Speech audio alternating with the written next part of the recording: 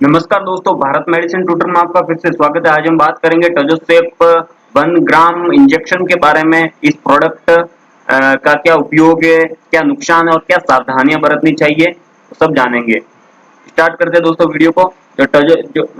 जो टजोसेप नेम है वो मार्केट में इस नाम के रूप में जाना जाता है, टजोसेप 1 ग्राम। और बेसिकली जो इसके अंदर जो मेन केमिकल कॉन्स्टिट्यूएंट है केमिकल, वो है सेफ्ट्रियोक्सोन टैजोबैक्टम फॉर इंजेक्शन। आरएक्स का मीन होता है जो ट्रीटमेंट, बेसिकली जो प्रिस्क्रिप्शन में जो पेशेंट का नाम उसके लिए ट्रीटमेंट के लिए यूज होता है। और जो इसमें अंदर जो दो एंटीबायोटिक है, जो सेफ्ट्रियोक्सोन और टैजोबैक्टम, जो बीटा लैक्टम एंटीबायोटिक क्लास की ड्रग है। और इस इंजेक्शन का उपयोग बेसिकली जितने भी जो बैक्टीरियल डिजीज है उसको इनहिबिट करने, उसको डिस्ट्रक्शन करने के लिए किया जाता है, जो बॉडी को इन्फेक्टेड कर देते हैं। और बहुत सारी जैसे कि डिजीज है, जैसे कि टाइफाइड है, निमोनिया है, और जितने की बैक्टीरियल मेनिंजाइटिस है जिसमें अपने को एक दिमागी बुखार कह सकते हैं, वो अपना जैसे कि ब्रेन बार बार दर्द करने लगता है। वैसी ऐसे अनेक ऐसी बहुत सारी बैक्टीरियल इन्फेक्शन जो बॉडी को अनप्रोटेक्टेड करते हैं, डिजीज पैदा करते हैं, उनको डिस्ट्रक्शन करने का काम ये इस एंटीबायोटिक का होता है। बेसिकली टाइफाइड वगैरह इसमें ज्यादातर यूज की जाती है, प्रिस्क्राइब की जाती है। और तो फर्स्ट इसके अंदर जो सेफ्ट्रियोक्सोन एंटीबायोटिक है, जो सल्फोनेस्पोरिन क्लास की ड्रग है।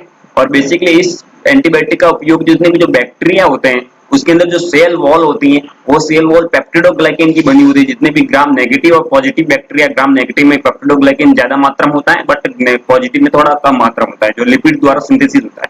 तो इसको इनिबिट करने का काम सेफ्ट्रियोक्सोन करता है, ताकि वो बैक्टीरिया वहीं इनिबिट हो, वहीं डिस्ट्रक्शन बॉडी के अंदर ज्यादा ग्रो न कर पाए। और जो टजोबैक्टम है, ये बीटा लैक्टेस इनिबिटर है। जितने भी जो बैक्टीरिया के अंदर जो लैक्टेस एंजाइम है उसको इनिबिट करने का काम टजोबैक्टम करता है, क्योंकि लैक्टेस होता है वो जितने बैक्टीरिया का ग्रो में बहुत महत्वपूर्ण भूमिका निभाता है। तो टजोबैक्टम एंटीबायोटिक क्या करता है कि उसको डिस्ट्रक्शन नष्ट करने का काम टजोबैक्टम करता है।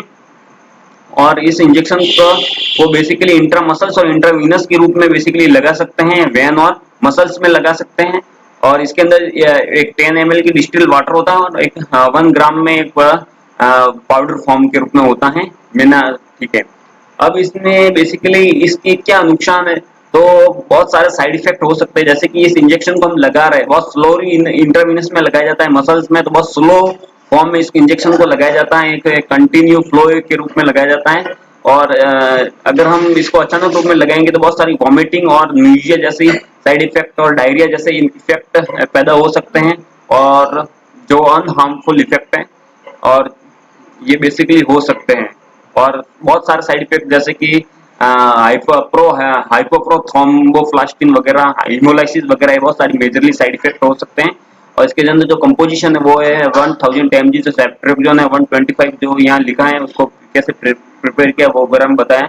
डोजेज फॉर्म आप जान सकते हैं कि वो फिजिशियन तय करता है, इस एज वगैरह बॉडी एज एरिया के हिसाब से पेशेंट का देखकर उसको दिया जाता है। बेसिकली 2 टाइम ट्वाइस डोजेज दिया जाता है, सुबह और शाम 2 बार दिन में इस इंजेक्शन को लगाया जाता है। और इस जो प्रोडक्ट, ये जो मेडिसिन है, इसको शेड्यूल H1 क्लास की ड्रग में रखा गया है। और इसको एक प्रकार की प्रिस्क्राइब्ड ड्रग है, और इसको बिना डॉक्टर के प्रिस्क्राइब के इसको रिटेल नहीं कर सकते, बेच नहीं सकते। रिटेलर वाला कोई मेडिकल प्रैक्टिशनर इसको नहीं बेच सकता बिना प्रिस्क्रिप्शन, कहने का मीन है। और ये बहुत सारे डेंजरियस इफेक्ट भी हो सकते हैं, अगर इसको बिना मेडिकल एडवाइस के इसको ले तो डेंजरियस इफेक्ट पैदा हो सकते हैं। इसका यूज बेसिकली जो इंट्रावीनस में हमें वैन में लगाना है, तो इसके अंदर जो डिस्टिल वाटर होता है वो 1.96 ml यूज किया जाता है बेसिकली, जिसमें क्वांटिटी दी गई है।